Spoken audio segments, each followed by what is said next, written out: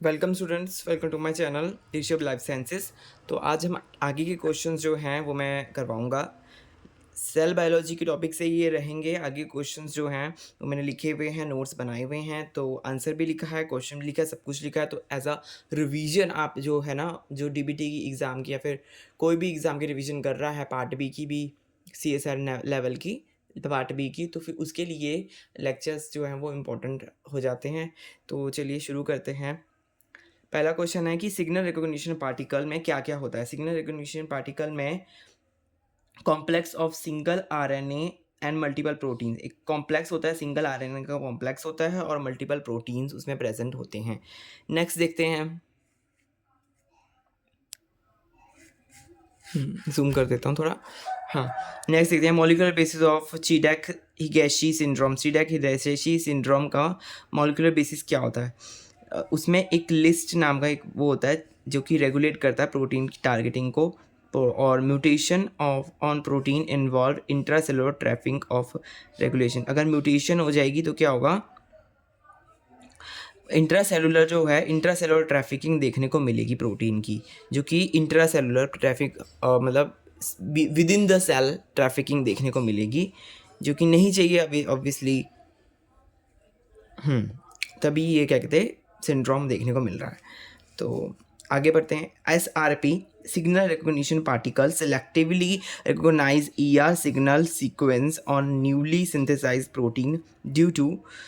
तो SRP protein जो होता है, SRP है ना, सिग्नल रिकॉग्निशन जो पार्टिकल होता है वो ER में सिग्नल को रिकॉग्नाइज करता है। किसकी वजह से? Due to hydrophobic interactions.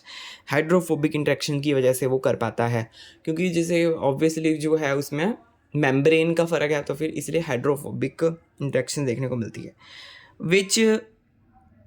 Which modification targets protein for degradation.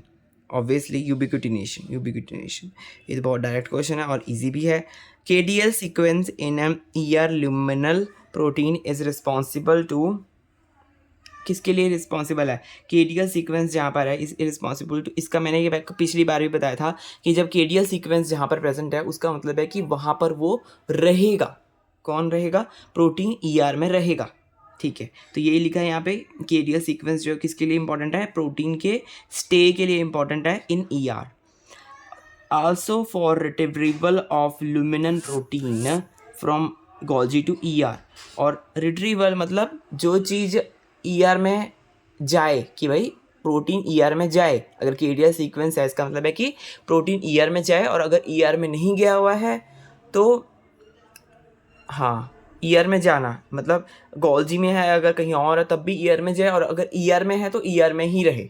ये है, हाँ, ये बात है इसमें। ठीक है। ब्रिफेल्डिन ए ड्रग है एक, जो इनहिबिट करती है प्रोटीन ट्रांसपोर्ट। कौन से प्रोटीन के ट्रांसपोर्ट को, कहाँ है ना, वो क्या कहते हैं, इनहिबिट करती है। तो ER से गोल्जी के ट्रांसफ़र को वो इनहिबिट करती है। जो प्रोटीन का ट्रांसफ़र है, ट्रांसपोर्ट है ER से गोल्जी का, उसको ये इनहिबिट करती है। और ये बेसिकली COP1, जो वेसिकल COP1 बनता है उसके वेसिकल के फॉर्मेशन को इनहिबिट करती है। COP1 के वेसिकल फॉर्मेशन को इनहिबिट करती है। Lysine rich protein. Lysine rich protein कौन सा है? लाइसिन रिच प्रोटीन कहाँ जाता है? न्यूक्लियस में जाएगा। लाइसिन रिच, ये तो बहुत ही इजी है। जिसने अगर न्यूक्लियस की जिसने अगर वो पढ़ी है ट्रांसपोर्टेशन, तो उसको पता होगा इस बारे में कि वो लाइसिन प्रोटीन जो है वो रिच जिसमें है वो न्यूक्लियस में जाता है। म्यूटेंट ABCD यहाँ पर गिवन है। Mutant A Golgi. If two new mutant made with combined defect, protein of new accumulate in। अगर A+C का, अगर म्यूटेंट A में क्या कहते हैं, गोल्जी म्यूटेंट में है, और B में ER म्यूटेंट है, C में क्या है, साइटोसोल म्यूटेंट है, D में क्या कहते हैं ये सेक्रेटरी वेसिकल म्यूटेंट है। तो इसमें पूछा इन सब में से अगर कॉम्बिनेशन में होगा तो क्या होगा। तो A+C if new mutant made with combined defect, the combined defect से अगर क्या कहते नया बनाया जाए तो protein with new mutant accumulate, तो वो प्रोटीन कहाँ जाकर एक्यूमुलेट करेगा अगर इन दोनों का इकट्ठा करके बनाया जाए, डिफेक्ट को एक साथ करके बनाया जाए तो कहाँ जाके वो एक्यूमुलेट करेगा। तो ये ट्रांसपोर्ट से ही है, ये प्लाज्मा मेम्ब्रेन का जो ट्रांसपोर्ट होता है उससे ये सवाल आया है। तो देखते हैं A+C, ए गोल्जी और सी साइटोसोल। तो साइटोसोल में वो एक्यूमुलेट होगा जाकर। हाँ, क्योंकि गोल्जी में है तो फिर उसमें वो वाला ट्रांसपोर्ट तो होगा नहीं जो इंट्रासेलुलर ट्रांसपोर्ट होता है, तो वहाँ पे साइटोसोल में ही रहेगा वो। B+D अगर है, बी में देखिए बी में ई आर म्यूटेंट है और यहाँ पे सिट्री वेसिकल म्यूटेंट है। तो ये बी अगर, हाँ तो बी तो ई आर में है, पहले ई आर में है जो चीज़ पहले बी आर देखिए ई आर है ना, तो ई आर अगर पहले है तो इसका मतलब वो दूसरा इंट्रासेलुलर पाथवे ले रहा है, साइटोसोल वाला पाथवे नहीं ले रहा है, तो इसलिए ई आर में ही वो एक्यूमुलेट होगा। नेक्स्ट देखते हैं SRP रिलेटेड करेक्ट स्टेटमेंट। आइए, SRP मैंने बताया था इसकी फुल फॉर्म होती है जो होता है हमारा सिग्नल रिकॉग्निशन पार्टिकल। हाँ, ER से रिलेटेड होता है, सिग्नल रिकॉग्निशन पार्टिकल ER में आता है और फिर आगे चलकर वो प्रोसेस होता है। इसकी करेक्ट स्टेटमेंट देख लेते हैं। कंटेन्स RNA एंड प्रोटीन, इसमें ये RNA और प्रोटीन इसमें होता है। It is not an integral membrane protein, ये क्या है, कोई इंटीग्रल मेम्ब्रेन प्रोटीन नहीं है। इंटीग्रल मेम्ब्रेन प्रोटीन नहीं है। इंटीग्रल मेम्ब्रेन प्रोटीन जो दो प्लाज्मा मेम्ब्रेन के बीच में ऐसे प्रोटीन होता है ना, जैसे GPCR है ना, उसको बोलते हैं इंटीग्रल मेम्ब्रेन प्रोटीन। तो ये साइटोसोल में फ्री है, साइटोसोल में फ्री रहता है ये SRP particle. Docks with receptor, हाँ ये किसे डॉक्स करता है, मतलब जुड़ता है, जो इसका रिसेप्टर होता है यहाँ पे रिसेप्टर ER में, इसका ER की मेम्ब्रेन में इसका रिसेप्टर प्रेजेंट होता है, फिर SRP उससे जुड़ता है, फिर आगे के काम होते हैं। Bind to localization signal at N terminal में ये बाइंड करता है ऑफ इमर्जिंग पॉलीपेप्टाइड चेन, जो कोई पॉलीपेप्टाइड चेन जो होगी उसकी एन टर्मिनल में ये बाइंड करता है।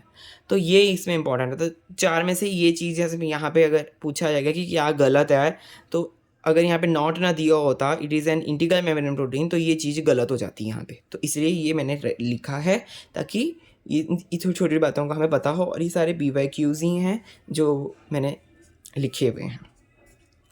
अब एक प्रोटीन है, protein cargo destined for lysosomal degradation can be tracked by red fluorescence emitted by tag when it reaches lysosome. What happens if treated with NH4Cl? तो NH4Cl के साथ जब उसको रिएक्ट करवाएंगे तो क्या होगा। NH4Cl क्या करता है, ये एक कार्गो प्रोटीन है, उसको कहाँ जाना है, डेस्टिन फॉर लाइसोसोमल की डिग्रेडेशन करवाने जाना है उसने, ठीक है। And can be tracked by red fluorescence के थ्रू उसको क्या कहते हैं टैग किया जाता है, ट्रैक किया जाता है, क्योंकि उसमें टैग लगा हुआ है जो कि रेड फ्लोरेसेंस की डाई है उसमें लगी हुई, ठीक है। तो वो जब उसमें हम NH4Cl डालेंगे, ये डालेंगे हम उसमें, है ना, अमोनियम क्लोराइड, तो क्या होगा, अमोनियम क्लोराइड क्या करता है, pH को बढ़ाता है, therefore it is not remain acidic. pH बढ़ जाएगा, pH कम होने का मतलब एसिडिटी है, तो pH बढ़ जाएगा तो मतलब बेसिक हो जाएगा, तो ये एसिडिक नहीं रहेगा, ठीक है। That's why no protein go to lysosome.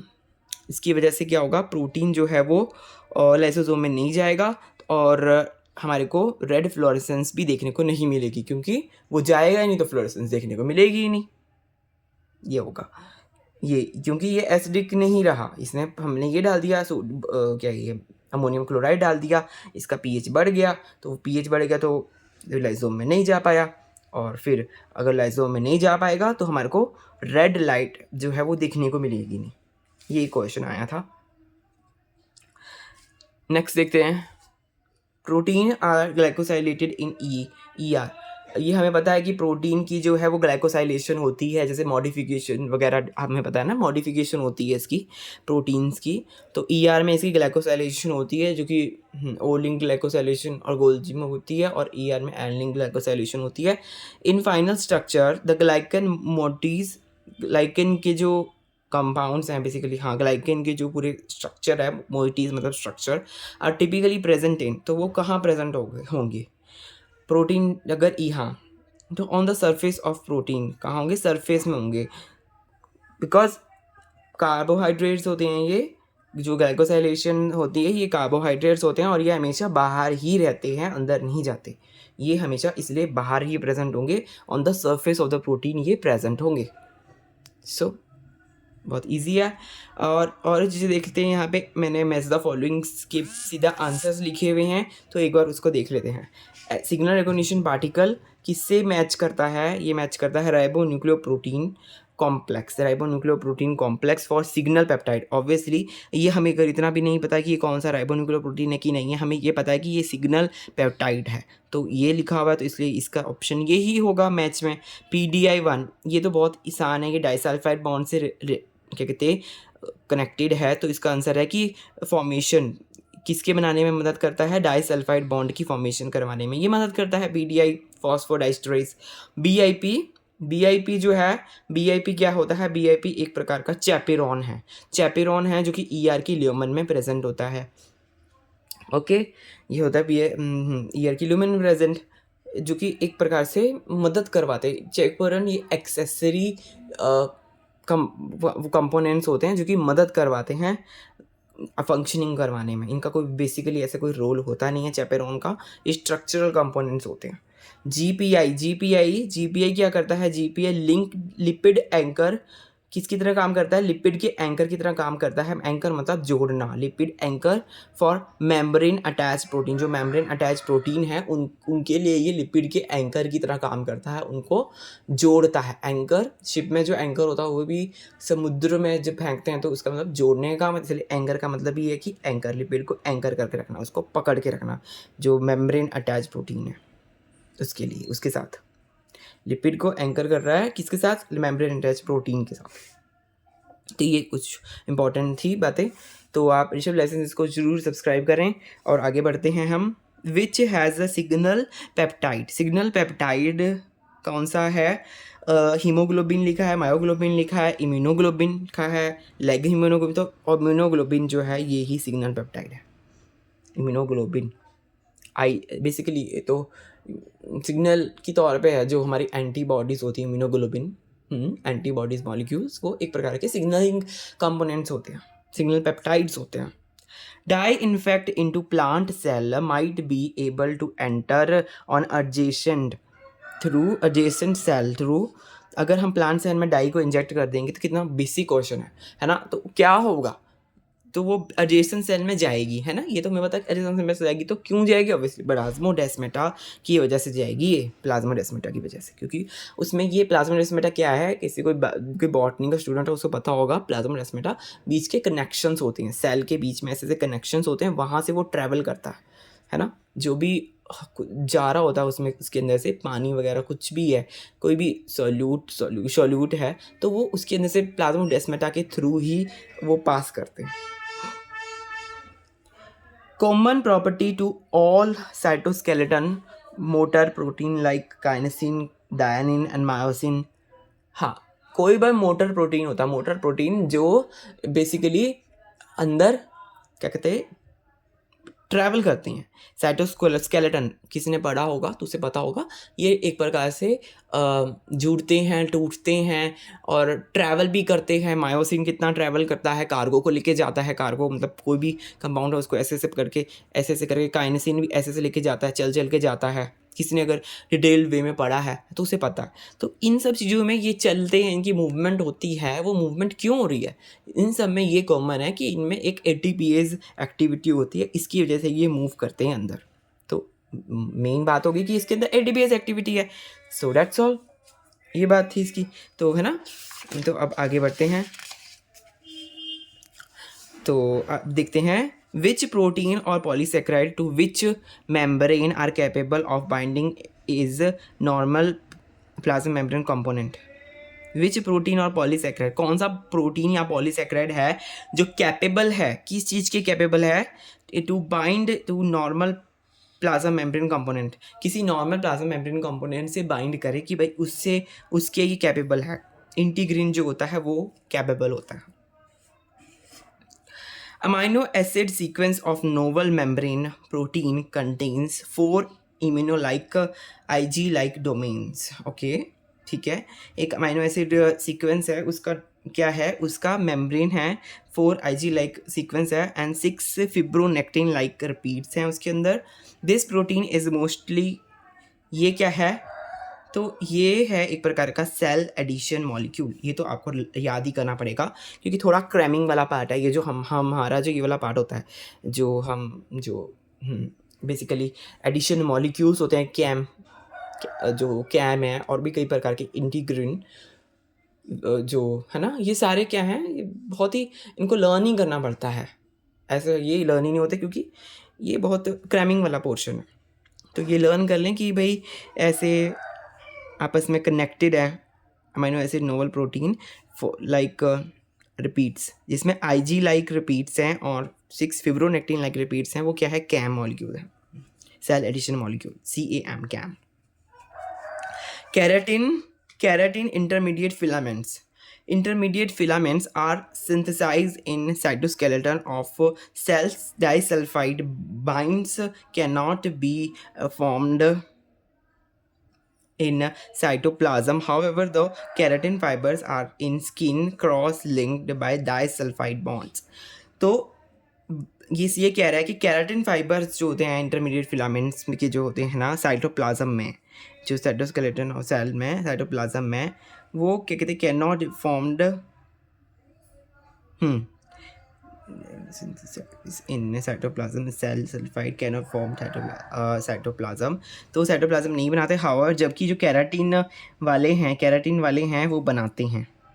Keratin वाले क्यों बना रहे हैं, केराटिन फाइबर्स जो हैं स्किन में वो डाइसल्फाइड बॉन्ड बनाते हैं, और केराटिन इंटरमीडिएट फिलामेंट्स हैं वो नहीं बनाते हैं डाइसल्फाइड बॉन्ड। ऐसा क्यों, क्योंकि केराटिनॉइड जो केराटिनोसाइट्स जो हैं उनके पास ऑक्सीडाइजिंग साइटोसोल होता है।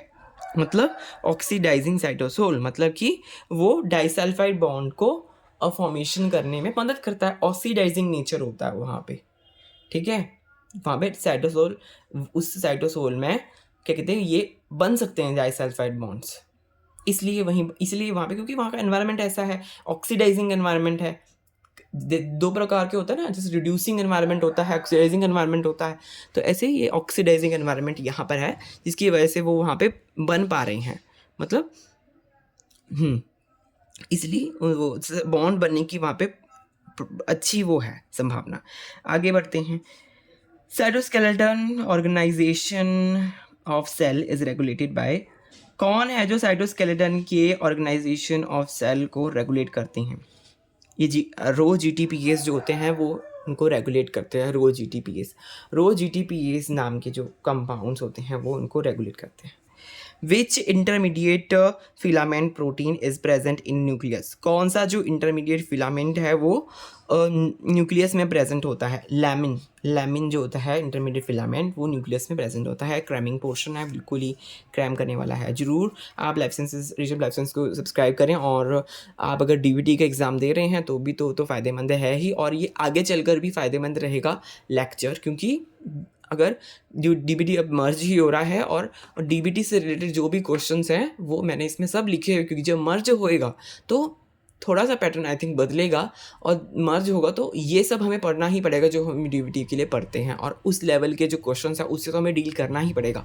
तो इसलिए चाहे आप DBT एग्ज़ाम नहीं दिया तब भी आपको ये पढ़ना पड़ेगा, और ये सॉल्व करने पड़ेंगे क्वेश्चंस, और कुछ इस प्रकार से ये क्वेश्चन होते हैं, इसलिए मैं आपको ये पढ़ा रहा हूँ।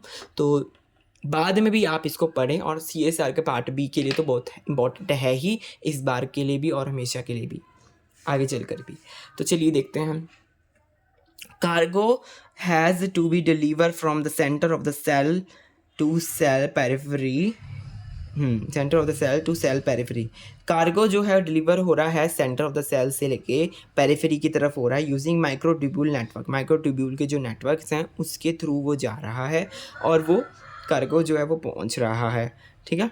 माइक्रोट्यूब्यूल की बात हो रही है, तो which protein does need to be associated with, तो ये काइनेसिन से रिलेटेड है।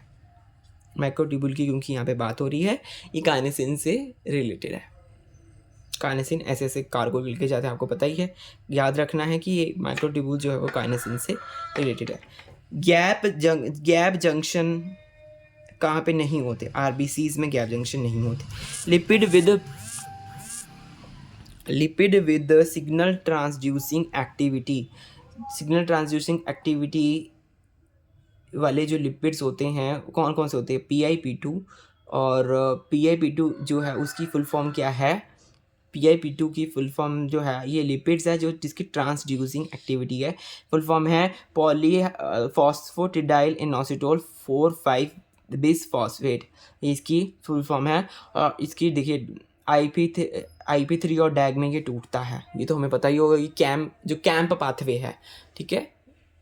क्रेजुलेशन एसिड मेटाबॉलिज्म जो नहीं वो तो दूसरा, हाँ, कैंप वो तो मैं कहीं और चला गया, प्लांट फिजियोलॉजी में CAMP पाथवे जो है उसमें ये होता है। नहीं, इसका अलग ही पाथवे होता है एक्चुअली, इसका तो दूसरा पाथवे होता है, पर उससे रिलेटेड होता है, कैंप से रिलेटेड होता है। Insulin receptor function as tyrosine kinase की तरह फंक्शन करता है। कंपोनेंट ऑफ सिग्नल, आसान क्वेश्चन भी है, डायरेक्ट क्वेश्चन भी है, इसमें डायरेक्ट क्वेश्चन नहीं जाता तो क्रैमिंग वाले। Components of signal pathway stimulated by receptor tyrosine kinase, signal pathway के कंपोनेंट्स जो है वो स्टिमुलेट होते हैं बाय रिसेप्टर टायरोसिन काइनेसिस, जो कि जैसे कि रैस एक्टिवेटिंग प्रोटीन, कौन सा, Ras activating protein. Endogenous GTPase activity of G protein क्या सर्व करती है, जो एंडोजीनस GTPase एक्टिविटी है वो क्या सर्व करती है, एंडोजीनस मतलब बाहर कोई एक्टिविटी हो रही है, एंडो मतलब बाहर, एक्सो मतलब अंदर, तो ये क्या करती है, ये hydrolyse the GTP returning the G protein from pre stimulated level of activity. अच्छा, ये हाइड्रोलाइज करती है ताकि G प्रोटीन जो पहले स्टिमुलेट हुआ है उससे वो रिटर्न हो सके, ठीक है। जो एंडोजीनस GTPase एक्टिविटी है वो G प्रोटीन को ऐसे, क्योंकि G प्रोटीन जो है ये एक प्रकार के ये वो हैं, जैसे इनकी वर्किंग में मदद करते हैं ये G प्रोटीन्स जो हैं, बेसिकली कैसे वर्क करते हैं, ये कुछ रेगुलेट करते हैं, कुछ बढ़ाना, कम करना, स्टिमुलेट होना, फिर इनके रेगुलेट होने से दूसरी चीज़ जो है उसमें असर आता है।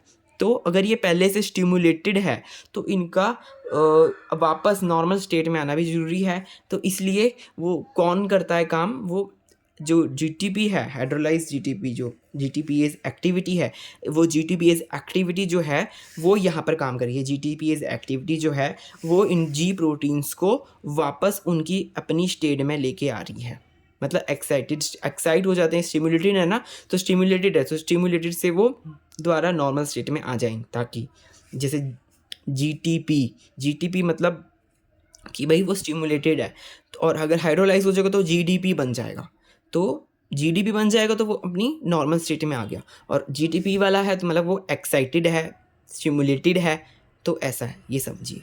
तो GTPase एक्टिविटी यहाँ पर काम आती है, इसको G प्रोटीन को रेगुलेट करने के काम आती है यहाँ पर।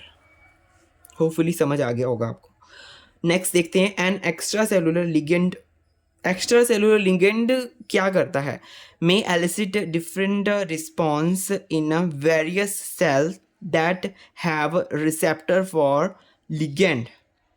अच्छा, एक्स्ट्रा सेलुलर मतलब बाहर का कोई लिगेंड है, वो क्या करता है, वो डिफरेंट रिस्पॉन्स को एलिसिट करता है, मतलब परफॉर्म करता है, डिफरेंट है ना, परफॉर्म करता है डिफरेंट जो रिस्पॉन्स है इन various cells that have receptor for ligand, जिसके ऑब्वियसली जिसके पास वो होगा रिसेप्टर होगा, उसके साथ वो बाइंड करेगा और उसके साथ फिर वो कोई ना कोई डिफरेंट रिस्पॉन्सेज जो हैं वो लेकर आएगा, क्योंकि ये एक्स्ट्रा सेलुलर, क्योंकि कई प्रकार के वो होते हैं, ये लिगेंड जो है वो कई प्रकार के होते हैं, इंट्रा सेलुलर भी हो सकते हैं, एक्स्ट्रा सेलुलर भी हो सकते हैं। फिर ये जो है जब तक इनमें कोई रिसेप्टर है, रिसेप्टर नहीं आएगा इनके, उसका कोई मॉलिक्यूल नहीं आएगा, सिग्नल नहीं आएगा, सिग्नल के साथ रिसेप्टर नहीं जुड़ेगा, तो फिर वो काम नहीं करेगा, तो वो वेट करता है अपने सिग्नल के लिए। तो एक्स्ट्रा सेलुलर लिगेंड बाहर से आ रहा है, फिर वो बाहर से आकर बाहर ही जुड़ जा रहा है, इंट्रा सेलुलर नहीं है, वो कहीं ना कहीं मेम्ब्रेन में ही उसका रिसेप्टर प्रेजेंट है, फिर वो एक्स्ट्रा सेलुलर लिगेंड आ रहा है, फिर मेम्ब्रेन के उस रिसेप्टर से वो जुड़ रहा है, और फिर जब वो जुड़ रहा है तो वो कोई ना कोई डिफरेंट रिस्पॉन्स लेके आ रहा है। जैसे कई सारे रिस्पॉन्स होते हैं, जैसे कि सेल को ख़त्म करना, भाई मारना है, जरूरी नहीं है, फिर किसी चीज़ एक्टिविटी को कम करना। अभी हमने जो ये देखा प्रोसेस देखा, जो ये GTPase एक्टिविटी थी, ये इसने क्या किया था, इसने इसको जी प्रोटीन को इसने रेगुलेट किया था। तो ऐसे ये तो एक प्रकार का एग्जाम्पल हो गया, तो ऐसे ही कई सारे एग्जाम्पल हैं जो इसमें ऐसे हो फंक्शन करते हैं कई प्रकार से। जैसे और रिस्पॉन्स में जो मैंने बताया ना, जैसे कि भाई एजिंग करवानी है, जैसे किसी चीज़ को डिले करवाना है ना, एपोटोसिस करवानी है, डेथ हो गया, एपोटोसिस का मतलब डेथ ऑफ पर्टिकुलर सेल, है ना, तो ये सब करवाना है। मोटर और जैसे काइनेसिन वगैरह की एक्टिविटी करवानी है ना, मोटर जो फंक्शंस होते हैं, मोटर क्या कहते हैं उसको जी, देखिए ये जो मोटर प्रोटीन्स होते हैं, इनकी जो फंक्शंस होते हैं, स्कैटोसेलेटन वगैरह, सेल मोटर, तो जब इनकी फंक्शन हुई तो सेल भी तो जब वो करती है, सेल जो है डिवाइड करती है, तो वो सेल डिवाइड इसलिए कर पाती है क्योंकि वो मोटर प्रोटीन्स उसमें प्रेजेंट होते हैं, माइक्रोट्यूब्यूल की वजह से ही सेल जो है वो डिवाइड करती है। सेल अगर डिवीजन किसी ने पढ़ा है तो इसलिए ये बहुत ज़रूरी होते हैं, पूरा मतलब इनके पीछे ये इतना कुछ है। आगे बढ़ते हैं। Tissue was responding when treated with chemical for brief period. Tissue ने रिस्पॉन्स किया जब केमिकल दिया गया उसको थोड़े अमाउंट के लिए। However when the treatment was continued, फिर जब लॉन्गर टाइम तक कंटिन्यू करके रखा तो रिस्पॉन्स ख़त्म हो गया। After washing and living for some time then the tissue started responding in same chemical. जब थोड़ा धो दिया और क्या कहते रख दिया, थोड़ी देर के लिए धो दिया और फिर रख दिया, तो फिर क्या हुआ कि पहले की तरह टिश्यू जो था वो रिस्पॉन्स करने लग गया केमिकल, ठीक है, केमिकल क्योंकि सेम डोज होगी, वो जो एक्स्ट्रा था वो तो ख़त्म हो गया। The reason for reduce response is likely to due to, तो वो इसका रिड्यूस रिस्पॉन्स क्यों आया था, ये सारा चीज़ GPCR का टॉपिक है। GPCR का टॉपिक होता है सेंसिटाइजेशन एंड डिसेंसिटाइजेशन। ये वाला जो सेल बायोलॉजी वाला पोर्शन है ये भी हमने पढ़ा नहीं है मैं क्लासेस में, तो मैं सोच रहा हूँ next I think cell biology पढ़ाया जाए। तो ज़रूर आप ऋषभ लेसन्स इसको सब्सक्राइब करें, आपको फ्री में सब कुछ मिल जाएगा मेरे चैनल पर। और आगे चल कर तो बहुत ज़्यादा एडवांसमेंट भी होगी सिलेबस में, तो उसको भी हम इंक्लूड करने की कोशिश करेंगे। So stay tuned. तो अभी इसको जान लेते हैं, तो ऐसा क्यों हो रहा है। पहले जब थोड़े टाइम के लिए दिया तब तो देखिए कोई रिस्पांस उसमें नहीं, केमिकल का रिस्पांस आया, फिर जब उसको लॉन्ग टाइम के लिए दिया तो रिस्पांस ख़त्म हो गया, मतलब जैसे शुद्ध मतलब बेसुद्ध हो गया वो, मतलब कोई रिस्पॉन्स ही नहीं दे रहा। जैसे कोई बच्चा है उसको मारो तब वो रो रहा है, फिर बहुत मारो फिर वो चुप ही हो जा रहा है ना, सदमे में चला गया। तो ऐसे ही ये सदमे में चला गया यहाँ पर जब, है ना, फिर जब थोड़ी देर के लिए उसको छोड़ दिया फिर उसका थोड़ा फिर रोना छूटा, है ना, सदमा सा उसका ख़त्म हो गया, फिर दोबारा उसका आया। तो ऐसा क्यों हो रहा है, ये हो रहा है डिसेंसिटाइजेशन और down regulation of receptor on treated cell. ये डिसेंसिटाइजेशन की वजह से हो रहा है, और डिसेंसिटाइजेशन और डाउन रेगुलेशन का मतलब एक ही है कि डाउन रेगुलेशन मतलब अब वो जो रिसेप्टर्स हैं उनकी जो कैपेसिटी है वो ही ख़त्म हो गई कि भाई वो लिगेंड के साथ बाइंड करें और कुछ रिस्पॉन्स लेकर आएँ, उनकी कैपेसिटी ख़त्म हो गई। और फिर जब कैपेसिटी उनकी ख़त्म हो जाएगी तो वो कैसे रिस्पॉन्स देंगे, है ना। तो एक कैपेसिटी तक ही इंसान भी है जो वो झेल सकता है, कोई बच्चा है कोई भी है तो कैपेसिटी तक झेल सकता है, फिर सदमा लग जाएगा उसको, ऐसे ही इसको भी सदमा लग गया इन रिसेप्टर्स को। फिर जब चीज़ें नॉर्मल होनी शुरू हुई या फिर थोड़ा थोड़ा निकला वो, तब ये इसने रिस्पॉन्स दिखाना शुरू कर दिया। तो ऐसा यहाँ पे हो रहा है, इसको बोलते हैं डिसेंसिटाइजेशन। आगे बढ़ते हैं। आई थिंक अभी हम कितना बचा है, बहुत सारा बचा है, तो अभी फ़िलहाल अभी इतना ही पढ़ते हैं। तो जितना मुझसे हो पाएगा मैं उतना आप आगे साथ शेयर ज़रूर करूँगा। सेल बायोलॉजी से रिलेटेड है ये क्लास, तो आपसे ज़रूर मैं शेयर करूँगा। अब अभी फ़िलहाल हम इतना ही पढ़ते हैं। बाय बाय, आज के लिए इतना ही, और मिलेंगे नेक्स्ट क्लास में। इजिप्ट लाइफ साइंसेस को आप ज़रूर सब्सक्राइब कर लीजिए। Have a nice day.